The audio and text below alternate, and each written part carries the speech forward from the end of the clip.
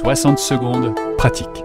Raphaël Renaud présente le Club des Adaptophiles, des histoires inspirantes autour du monde.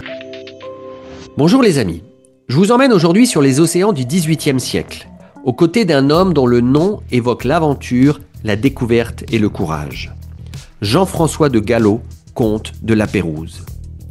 En 1785, porté par la soif de connaissance et l'esprit des Lumières, La Pérouse reçoit une mission unique du roi Louis XVI en personne.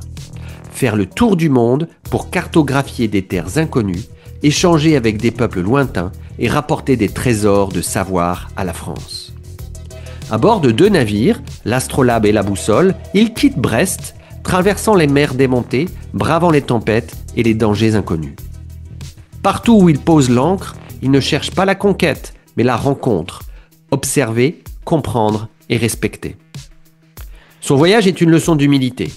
Là où d'autres voient des terres à dominer, lui voit des peuples à écouter. Là où d'autres cherchent des richesses matérielles, lui récolte des cartes, des plantes, des récits et des savoirs. Mais le voyage de La Pérouse nous enseigne aussi la part d'incertitude et de risque qui accompagne parfois toute grande aventure. En 1788, après avoir quitté l'Australie, ces navires disparaissent dans le tumulte d'une tempête au large de l'île de Vanikoro, laissant derrière eux une immense légende.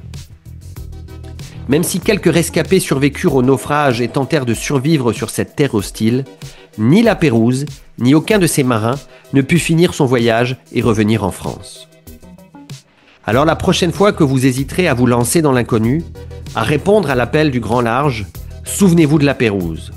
L'important est d'oser partir, d'explorer avec respect et curiosité, et ainsi de laisser derrière vous un sillage d'inspiration pour ceux qui vous suivront. Je vous retrouve très bientôt pour de nouvelles histoires inspirantes autour du monde. C'était le Club des Adaptophiles, présenté par Raphaël Renaud.